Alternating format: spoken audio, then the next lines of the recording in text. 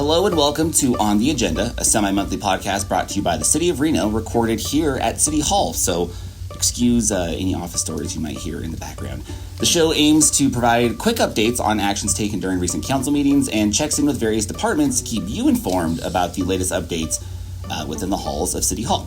Our hope is to keep these to about 15 minutes or so for your short drive to work, but sometimes they're a little bit longer, which means you'll just have to take the long route to work, maybe drive the McCarran Loop once or twice. I'm AJ from the City of Reno's communications team, and with me, as always, is Reno City Manager Jackie Bryant. Hello, Reno City Manager Jackie Bryant. Hello, AJ. How's it going today? It was a long council meeting. It was a long week. Yet again. But we're here. We're here, and we had some pretty successful agenda items on Wednesday, and so I'm super excited to be talking about that today with Bryan McArdle. So before we get into our hot topic of tax increment financing, let's recap just a couple of action items from the May 7th council meetings. So I'm going to talk about three that I'm particularly excited about. One is council awarded a contract for phase one of the North Valley's Corp Yard. The Corp Yard is where we store salt sand, where we have various equipment.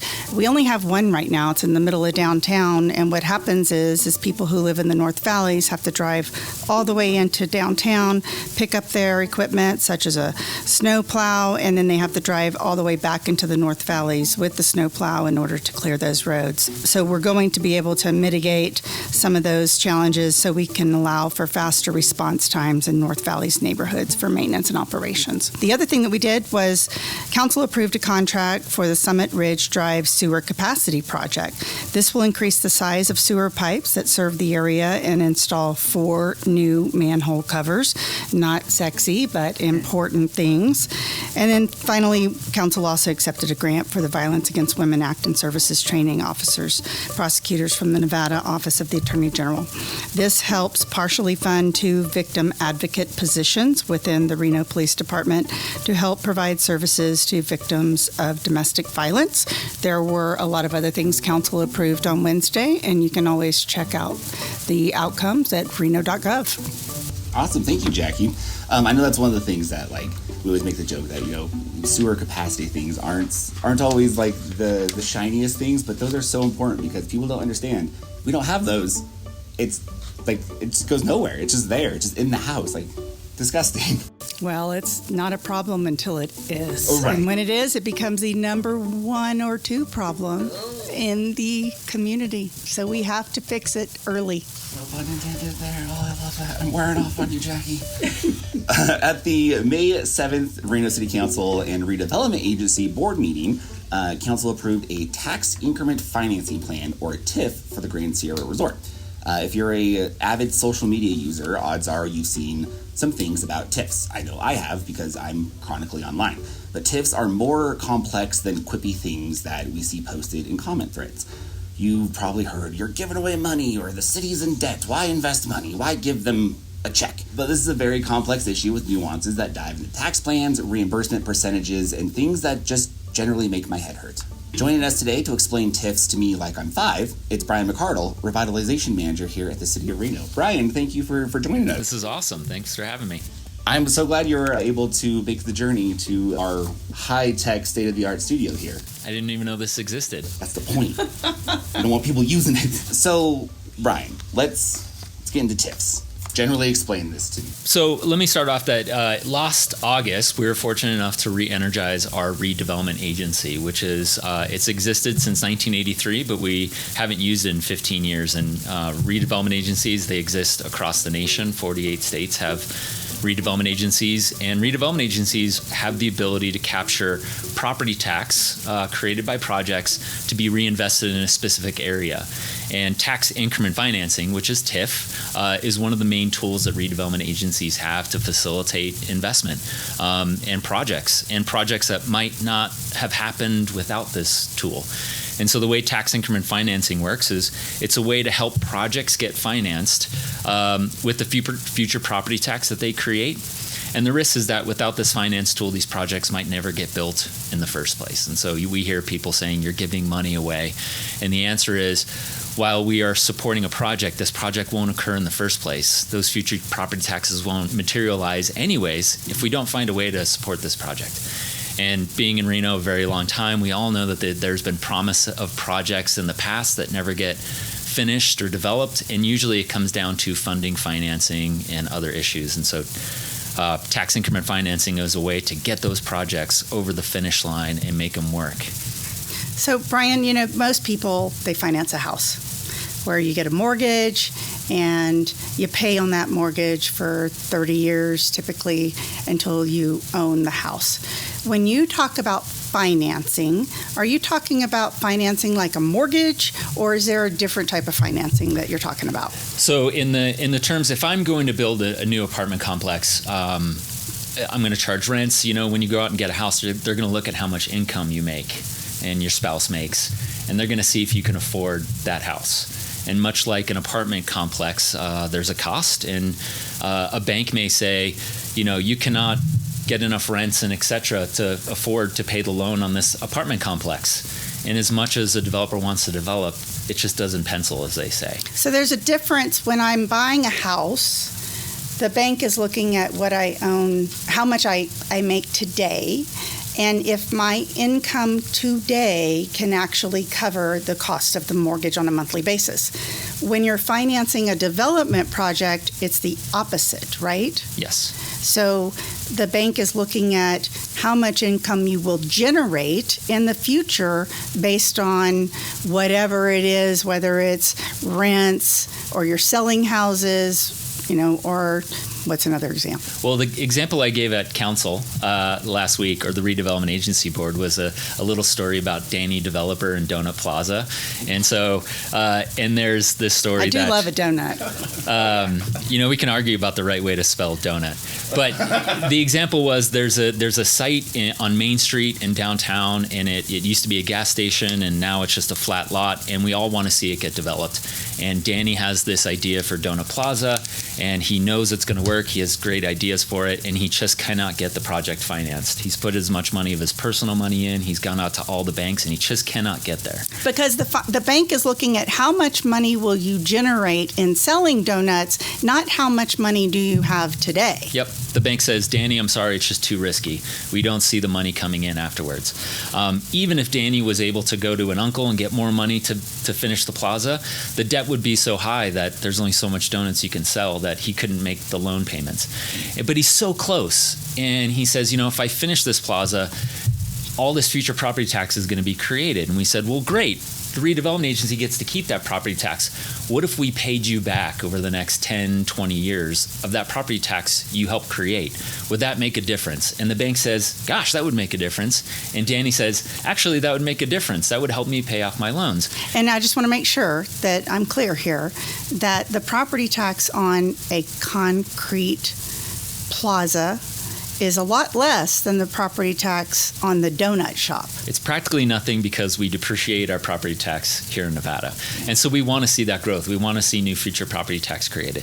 And the best part is on a long enough timeline, after our agreement with Danny gets done, all that future property tax and sales tax and payroll tax goes to the county and the city and the school district on a long enough timeline forever. I would say if this project gets developed, there's no property tax created, and so I always say 100% of nothing is nothing. So we can leave that lot sitting there, collecting $2,000 a year in property tax, so we can help Danny develop Donut Plaza, and the sky's the limit after that. And by helping him through TIF, we don't provide advance money. We only help him finance the deal through securing an agreement with the City of Reno that we will give him reimbursement of his property taxes once paid.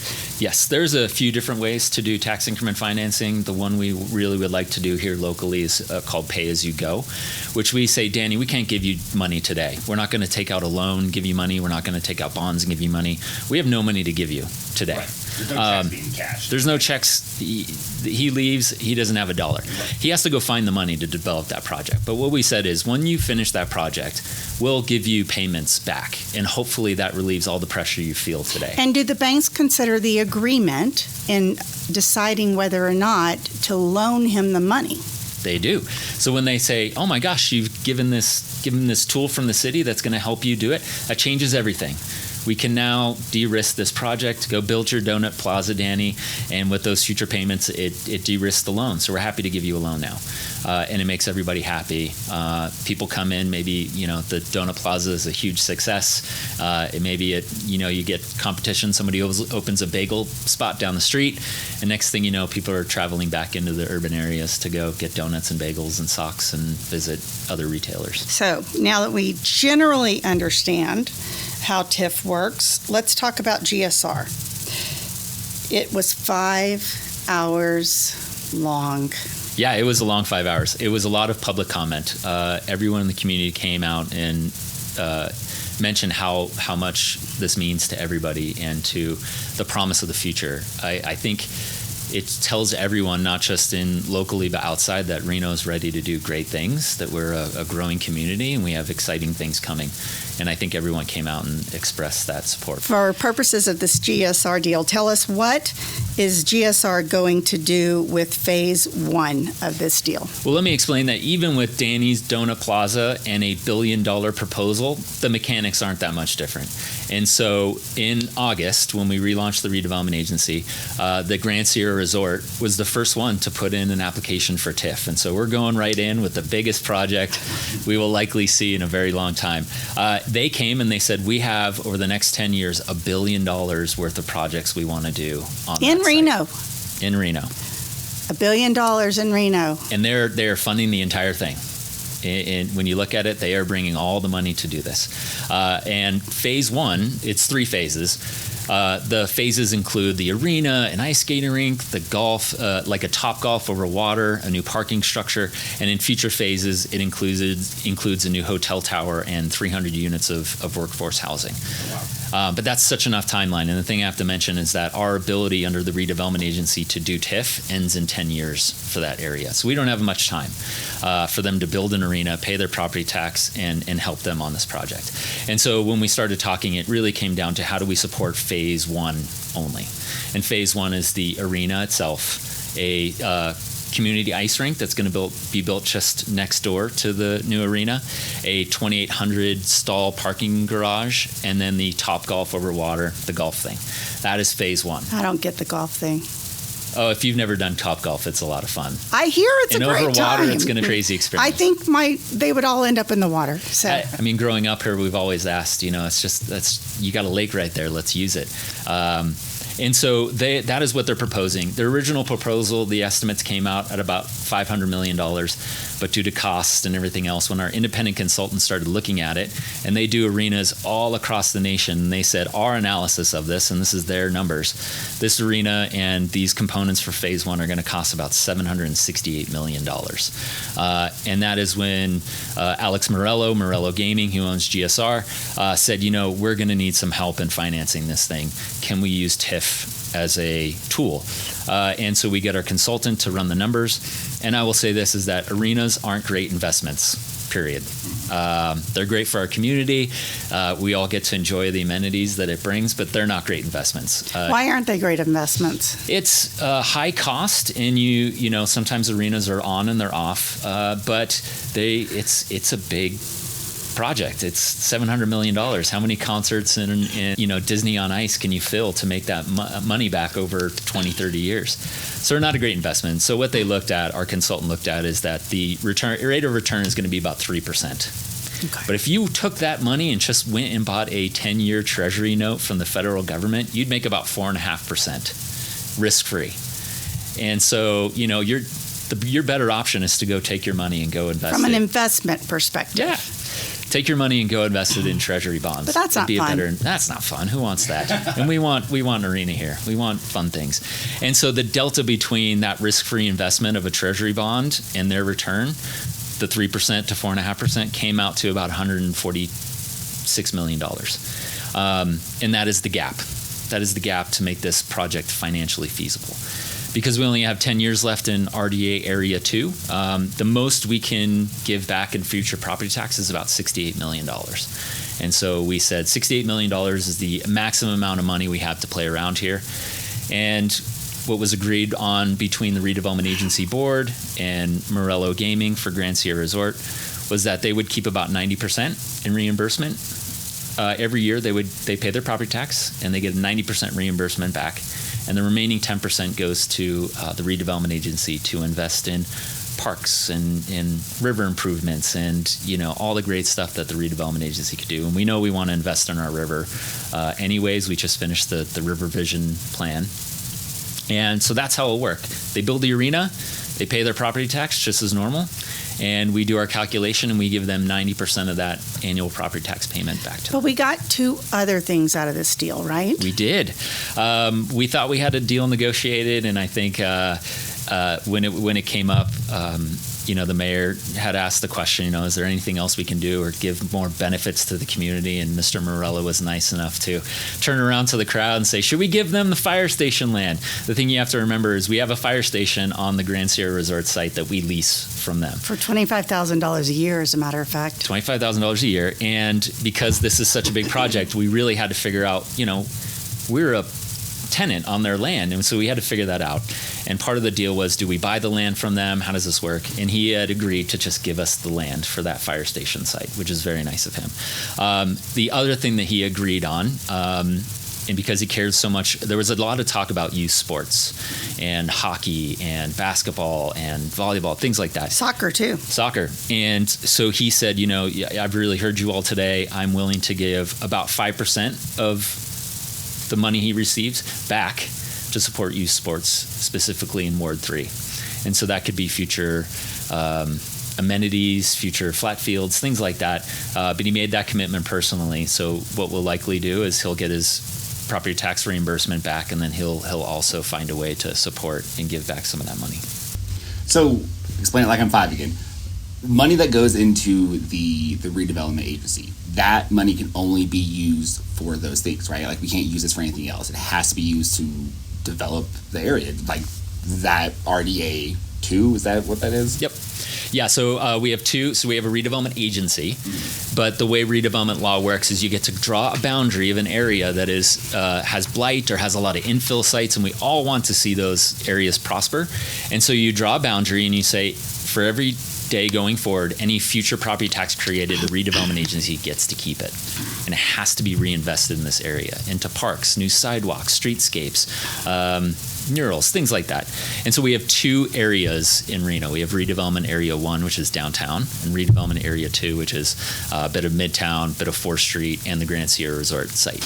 And so that money collected through the Redevelopment Agency, yes, does have to be reinvested in that area. Can't go to the general fund, can't go to pay for services. It has to go towards paying for amenities and quality of life improvements in that area. So for people on social media, because social media is always top of my mind, people who are like, oh, this could just be used for whatever. It has to be used to develop the area, to make Reno, to give Reno some upgrades, essentially. We all want to see our downtown thriving, right, and our urban areas thriving. And I always say cities breathe in and they breathe out. Mm-hmm. And so you get sprawl, and then eventually people start moving and reinvesting in the core again, and then it sprawls out, and you have these cycles that are decades long. And we're at that point now where we want to reinvest in our downtown and our urban areas. And redevelopment is a tool to do that. Some people say, well, I want this money to go to services, and the city has a budget challenge. Why isn't this money going towards that?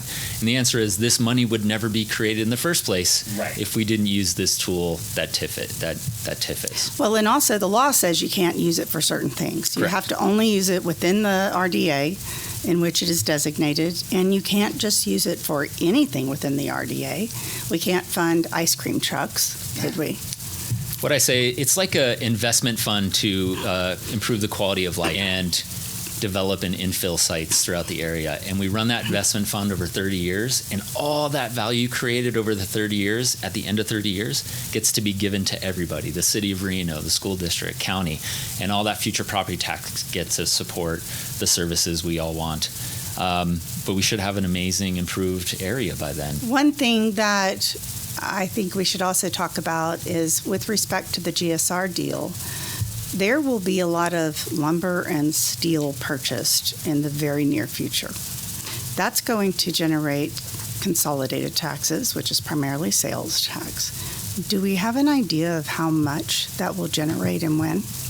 I think just in the building materials alone, we're about $14 million in sales tax. You have job creation from this. You have sales tax generation from this. You have room tax. People stay there. Maybe they rent rental cars when they come into town. And so you have a lot of other tax sources that the redevelopment agency doesn't touch. So there are other areas. I will say over the next 30 years, this project alone creates $294 million in future property tax. Eventually, the redevelopment agency will stop collecting some of that, and it'll go to all the other agencies. And that's just property tax. Now, Reno doesn't get all that. Let me be Nope. clear.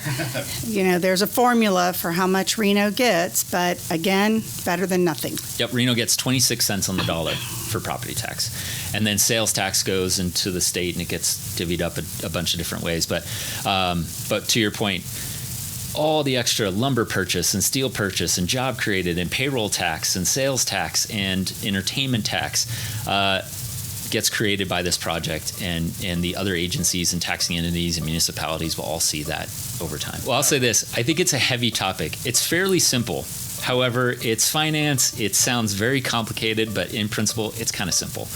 You build a project. You create future property tax. We give that back to you to help you finance the project, because if we didn't, this project might not get built in the first place. At its simplest, that's what it is. What I loved about this whole project and what the university did and Grand Sierra did is I think everyone got a learning lesson in how this works.